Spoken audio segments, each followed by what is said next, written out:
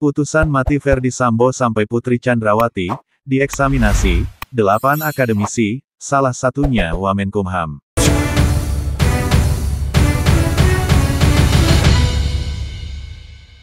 Sebanyak 8 akademisi melakukan eksaminasi terhadap putusan kasus pembunuhan berencana yang dilakukan mantan Kepala Divisi Profesi dan Pengamanan Propam Polri Ferdy Sambo terhadap ex-ajudannya, Brigadir J atau Nofriansyah Yosua Huta Barat. Adapun salah satu dari 8 akademisi yang mengeksaminasi putusan hukuman pidana mati Ferdy Sambo adalah Profesor Edward Omar Sarif Hiarij alias Edi Hiarij yang saat ini menjabat Wakil Menteri Hukum dan Hak Asasi Manusia, Wamenkumham. Eksaminasi perkara Sambo itu ada 8 eksaminator dari berbagai kampus. Dari UGM ada 3, salah satunya adalah Prof. Edi, kata pakar hukum Universitas Islam Indonesia, UII, Yogyakarta, Mahrus Ali dalam keterangannya seperti dikutip, Minggu, tanggal 11 Juni tahun 2023. Sementara itu, 7 profesor lainnya yakni Markus Priyogunarto, Amir Ilyas, Kuncoro, Khairul Huda, Mahmud Mulyadi, Rocky Marbun, dan Agustinus Pohan. Ali menjelaskan, hal yang dieksaminasi oleh ke-8 akademisi itu adalah dokumen terkait perkara akuo kasus pembunuhan berencana Brigadir J dengan terdakwa Ferdy Sambo dan Putri Chandrawati. Karena ini adalah eksaminasi, maka jelas kajiannya doktrinal karena dibatasi kepada dokumen yang tertulis. Dokumen itulah dikaji para eksaminasi, kata Ali. Ali menyebut, hasil eksaminasi terhadap perkara Ferdy Sambo dan istrinya itu dilakukan para akademisi murni sebagai kajian akademik. Bahkan, eksaminator ada Pak Wamen Prof. Edi Hiarij. Walaupun Pak Wamen mengatakan saya menolak sebagai Wamen, saya murni memberikan pendapat sesuai akademisi selaku guru besar bidang hukum, ujar Ali.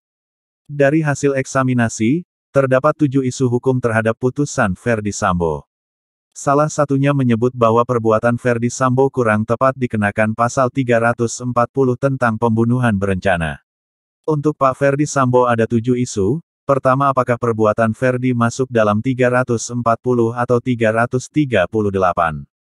Memang secara umum mengatakan bahwa ini sebenarnya tidak tepat untuk pasal 340, tapi lebih tepat pasal 338. Karena apa? Keadaan tenang itu tidak terbukti, ujarnya. Menurutnya, dalam perkara Ferdy Sambo, majelis hakim hanya memiliki 1 keterangan saksi yakni saksi pelaku atau justice kolaborator JC, Barada Richard Eliezer. Sementara itu, majelis eksaminator berpandangan putusan kurang tepat jika hanya berdasar 1 keterangan saksi. Apalagi, keterangan Richard juga disebut bertentangan dengan saksi lainnya. Selanjutnya terkait dengan motif. Dalam perkara Ferdy Sambo, hakim mempertimbangkan motif dari versi jaksa dan penasehat hukum. Dari versi penasihat hukum, disebut yang menjadi motif ada faktor pemerkosaan. Sementara jaksa mengatakan bahwa itu motifnya bukan perkosaan, tetapi perselingkuhan. Akan tetapi, lanjut Ali, hakim menolak kedua motif itu dan mengatakan motifnya adalah kecewa meski tak dijelaskan lebih lanjut alasannya. Jadi di situ, eksaminator mengatakan hakim itu bahasa kasarnya itu melakukan proses halusinasi. Dia membuat fakta-fakta yang itu tidak ada di persidangan, dan itu menjadi dasar hakim salah satunya menjatuhkan pidana mati, ucap Ali. Sehingga, majelis eksaminator mengatakan pidana mati itu tidak layak dijatuhkan dalam perkara akuo. Karena apa? Karena pertimbangan hakim yang dipaparkan hakim di dalam dokumennya itu tidak lengkap, sambungnya. Selain itu, Ali mengatakan hasil eksaminasi membahas soal tes poligraf. Ia menyebut majelis hakim menggunakan tes poligraf. Sedangkan, versi eksaminator bahwa tes poligraf tidak layak dijadikan pertimbangan karena tidak diatur dalam pasal 184 KUHP. Kemudian, Ali melanjutkan ke isu terkait pelaku penembakan Brigadir J. Jika berdasarkan hasil eksaminasi mengatakan bahwa ada 7 peluru yang bersarang di tubuh korban. Disebutkan, ada 5 peluru itu berasal dari senjata terdakwa Richard. Sementara 2 peluru tidak dapat diidentifikasi pemiliknya karena sudah berbentuk serpihan yang sangat kecil. Maka, oleh majelis hakim disimpulkan, karena jelas yang 5 peluru itu berasal dari Richard Eliezer, Maka 2 peluru yang tidak bertuan itu disimpulkan berarti ini pelurunya Ferdi Sambo sehingga hakim mengatakan bahwa Ferdi juga ikut menembak walaupun pertimbangan majelis hakim ini bertentangan dengan bukti ilmiah, tuturnya. Eksaminasi kasus Ferdi Sambo, kata Ali, juga menyorot soal unsur turut serta.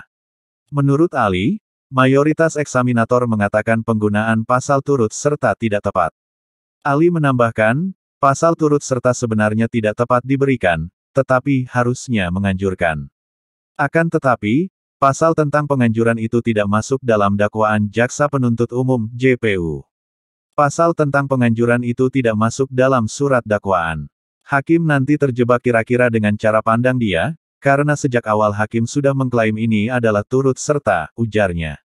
Terakhir, majelis eksaminator juga membahas soal isu jeratan obstruction of justice terhadap Ferdi Sambo. Ali menyebut, Profesor Edi mengatakan, bahwa obstruction of justice itu seharusnya ditujukan bukan kepada pelaku kejahatan, tetapi kepada orang yang membantu menghalang-halangi pelaku atau saksi.